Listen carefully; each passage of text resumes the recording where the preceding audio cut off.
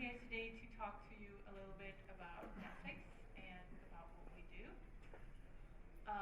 This is my first time at PLNOC, so I have no idea whether I'm going to hit the right level of technicalities, but I'm open for questions, and I have a question.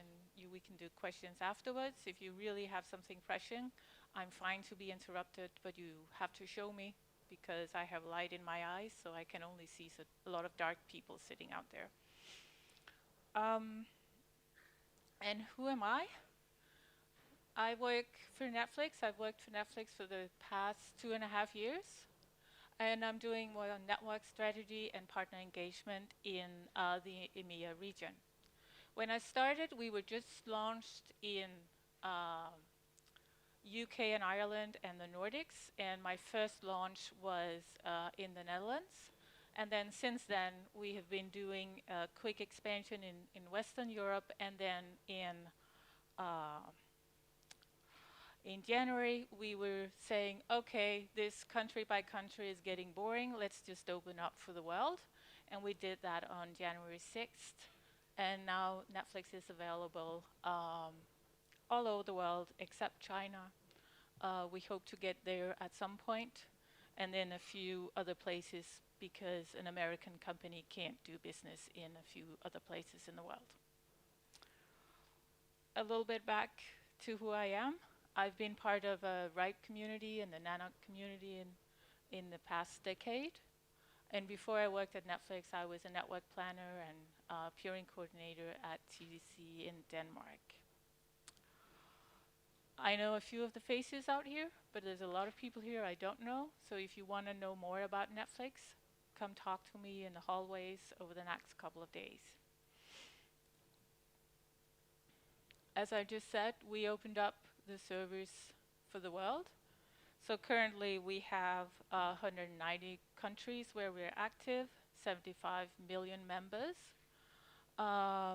45 million of those are still in the US, but we see that the rest of the world is quickly catching up and turning Netflix from this American video streaming company into a global video streaming company.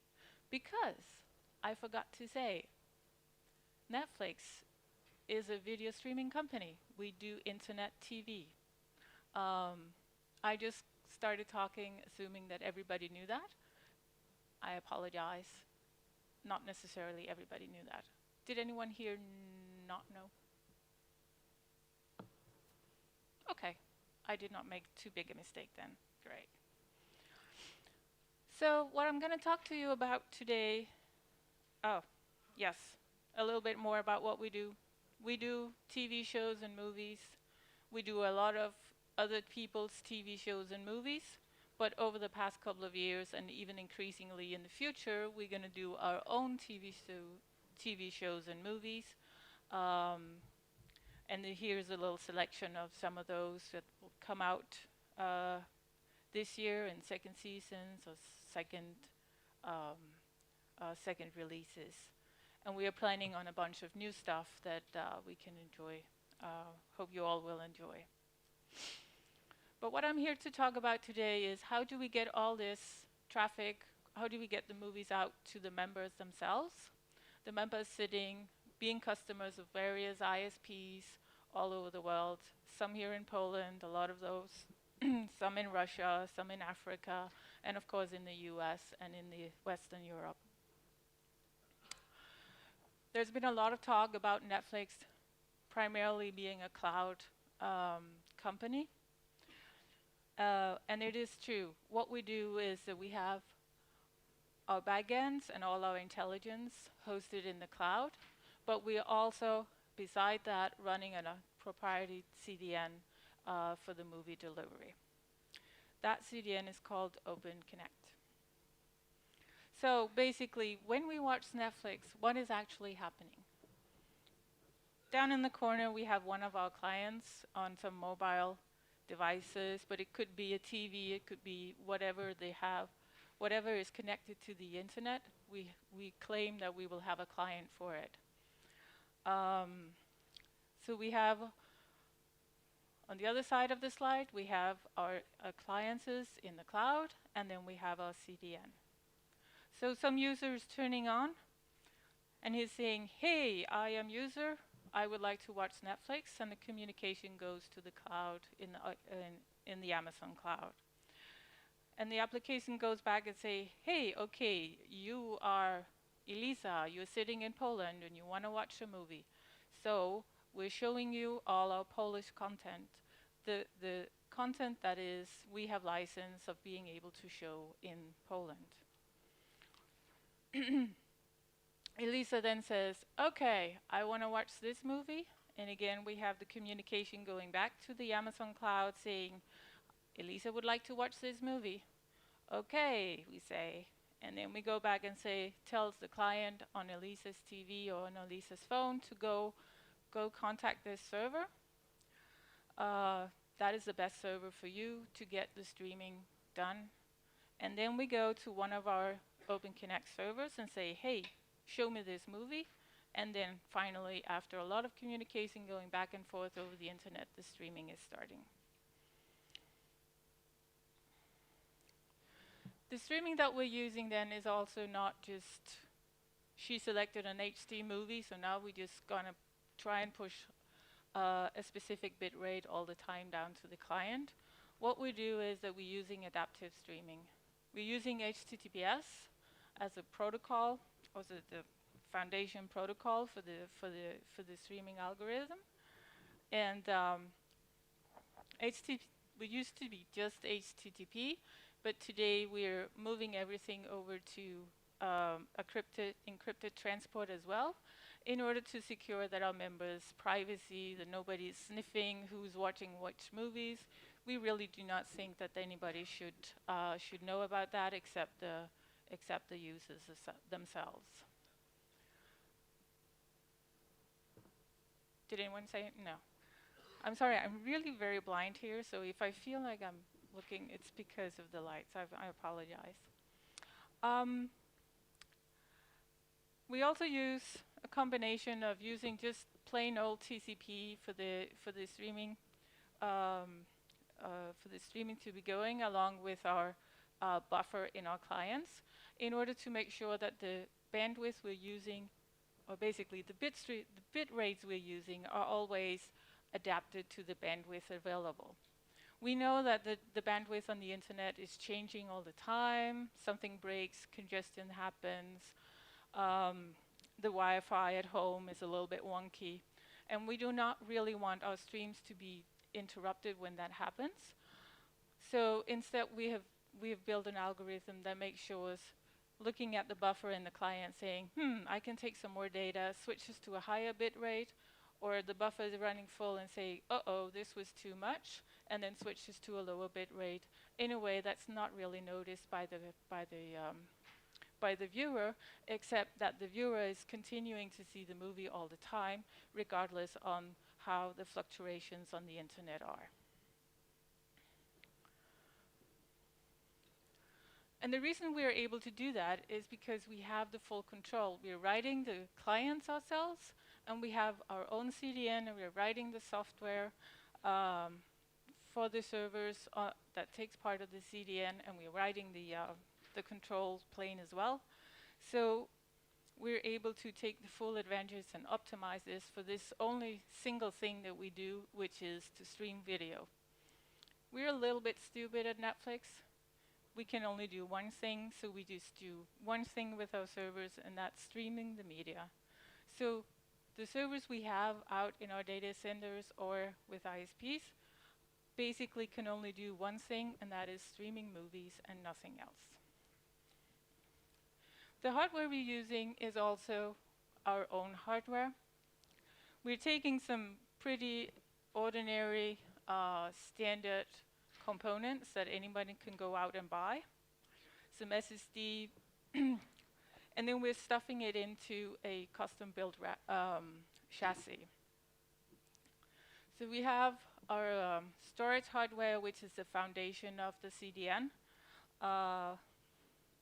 We have a bunch of SSD, disk space, a whole lot of spinning disks, a lot of RAM, and then they're connected with 10 gig optical ports, dual power supplies, and then we're all squeezed into a 4U chassis. Yeah. When we're building a really, really high demand POP, we have another type of servers, which is a small 1U appliance, where we have a lot of SSD disk space, but not as much as we could build with the spinning disks. So these are combined into a whole, a bunch of those servers together in combination with the storage, and we can get some very, very high efficient builds out of that. Each of these 1U can serve around 36 gigs of traffic on either a 40 gig optical port or on a lag of 4 10 gig ports.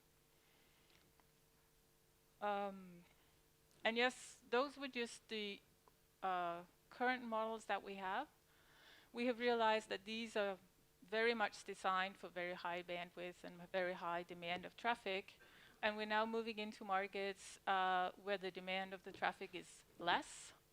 So we're looking at building some models aimed at small demand sites in more remote areas where we can not really expect a lot of peering to take place. So we want to make sure that we can serve those areas as well. In addition, the 4U server is a big-ass server, so we're trying to make it smaller and more efficient, but still have the same performance. How am I doing on time? Right. The software we're using is based on open source software. So the operation system on the servers is based on FreeBSD. Web servers on Nginx, and we're using Bird to collect the BGP routes. When we were looking at how to design this, we wanted to make sure that we were able to do very fast reads from the disks and throw it out on the network. And that's basically the only thing that the servers are doing about. And we have some people who are looking into optimizing this, and we're working with the FreeBSD community. So the improvements that we're doing, we're trying to feed that back into the open source community as well.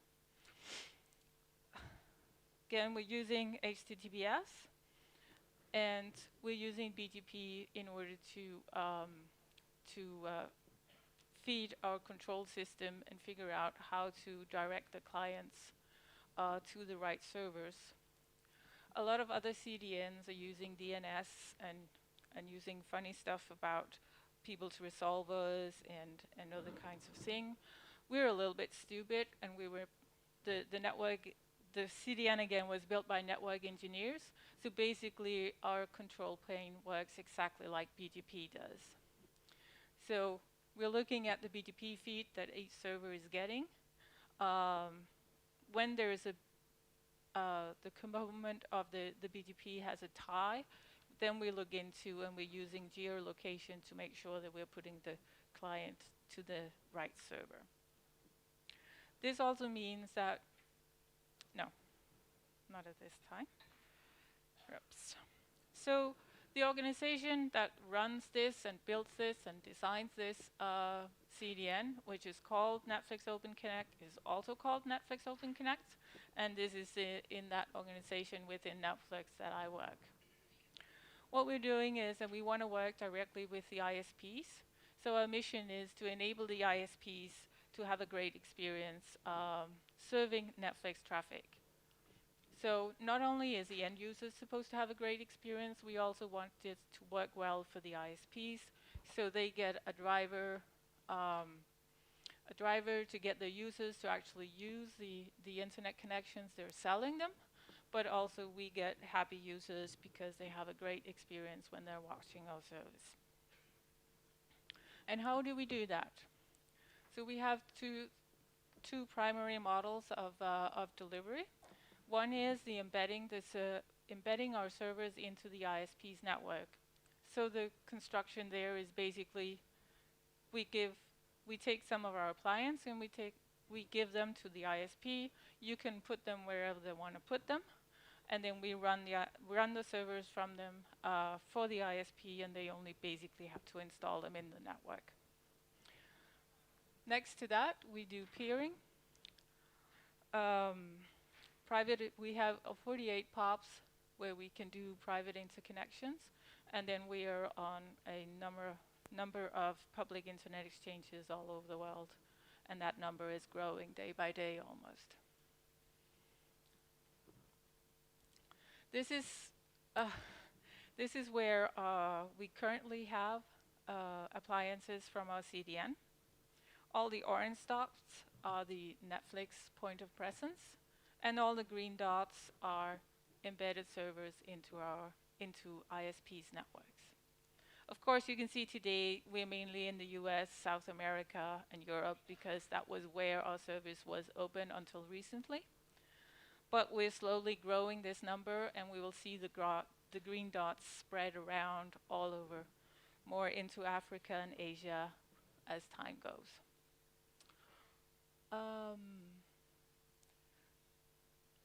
What I like about this picture is that we can see we actually have servers also in very remote areas. The most Nordic one we have up in Tromsø in the north of Norway. We have a server in Nuuk in Greenland, and in Tasmania, and out in the Amazonas in Brazil. So feel very, very proud and happy that we can bring some great entertainment to people in remote areas as well. So what are the requirements in order to take part of the Open Connect program? Today the requirement is that we would like to see a demand of more than 5 gigabits per second of Netflix traffic. When we reach that point, that is the time where it makes sense for both the ISP and for us to provide the hardware. Of course, you need to be able to have the space and power, and to connect the server with 10 gig optical ports or a 40 gig optical port if you prefer that. The appliances we have are not a caches. What we do is that we call it an appliance because we fill the server with our content proactively. We fill the server before we put it out in anybody's network, and then we have a fill window where we fill the server. We update the server every night in low traffic hours. So during peak hour time, the server is only serving traffic and not collecting any traffic or getting any traffic sent to it. And how do we know how to fill the right content into the servers, and why are we doing it this way? Why are we not just taking whatever people want to download in the way of an ordinary server? The reason we're doing that is that we have a unique knowledge about what people actually like. It's one of the things in other parts of Netflix that we are really keen about knowing. It is trying to figure out what do people like so we can make sure that we can give that to people. The same technology we're using so what do people like in this area? How about we put that into the server in the most efficient way so that the content that we think the people will be demanding tomorrow, we make sure that that content is distributed on the SSD disks, so it can be easily accessed and served. And then the less popular content, we keep that on the spinning disk that we all know is a little bit slower to serve. So it's one of the ways that we have optimized the service, but it also requires that we keep trying to figure out what is popular and keep re-updating the servers to make sure that the popular content is in the right positions on the right disks all the time. All right. Yep. Again, for people when it doesn't make sense to do an embedded solution, we peer. So we have currently the 48 locations for peering. We prefer to do a private interconnection, but we're also very happy members of various ISPs all over the world. the thing about IXP peering for a service like ours, where the demand to a single member can be quite high, we tend to probably pull our traffic off the IXPs again relatively fast compared to what many other people do, because the most efficient way of serving is, if there's a substantial amount of traffic, how about we give you a server and you can put it where it makes most sense to you. So even though we're members of a lot of IXPs, we're probably not the members serving the most traffic over IXPs in the world. Other networks can take that honor. We're perfectly fine with that. Of course, we have an open peering policy. Anybody who want to connect to Netflix, we're more than happy to connect to. And we can easily be reached by the very easy email address, peering@netflix.com. And then, I'm in Poland at PLNOG for my first time, so I should talk a little bit about Eastern Europe. How are we serving Eastern Europe today? Well, I'm sad to say, but we are actually at this point still serving Eastern Europe, mainly from Western Europe. The way that we do, in general, the way Netflix does anything is that we start out slowly, we try to learn what there is to be learned. So what we are in, the phase we're in right now is looking at Eastern Europe and saying, where is the traffic going? Where do people like our service the most? Where would it make sense to build, if at all, will it make sense to build here? So for now, we're able to peer with anyone who is present at any of the Western European IXPs where we are. And we are able to and happy to provide servers with anyone who has the traffic to sustain it, and who's able and willing to want to take our servers. But we're not really able to peer locally yet. Hopefully we will. Maybe it won't be necessary because people prefer to have servers instead. We'll wait and see. And one of the reasons I'm here today is that you can learn about this and then come and talk to me over the next couple of years, so I can days, not years, days. So we can figure out what would make sense to do in this area. Yeah, and how can you take part of the Netflix experience from now on? Well, we always love people who want to join Open Connect. You can work in the open source communities. And of course, you can go and see if there's a job at Netflix that you would like and that would fit you in your profile. And then, of course, make sure you watch a lot of the internet TV. And I'm ready for questions.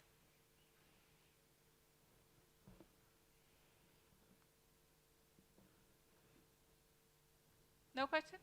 Oh, there's a question.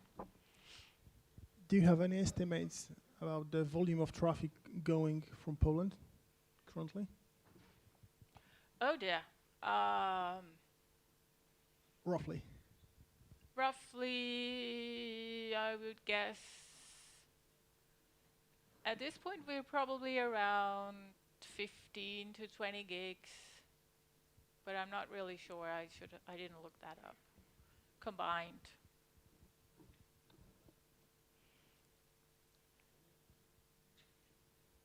Any questions?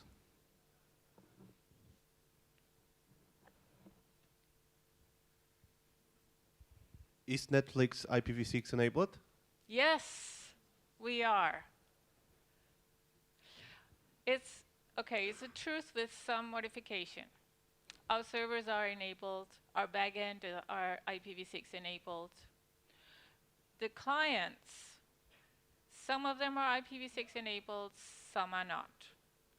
So we have clients on any device connected to the internet.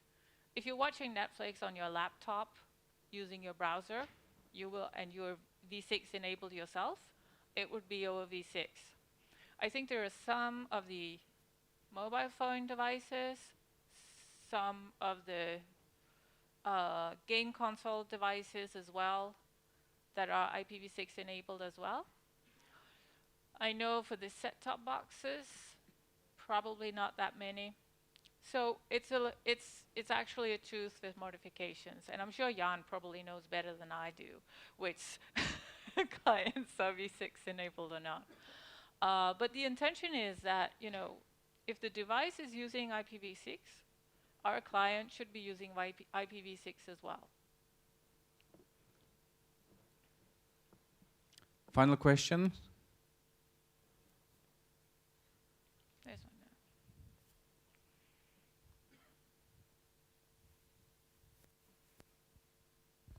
When Netflix site will be in Polish language? I'm sorry? When Netflix site will be in Polish language? Ah, okay, thank you. Thank you, Jan. Okay, thanks. I am so sorry. That is a good question that I can't really answer precisely. I think what we will see is probably over the next year, we will localize the site as well.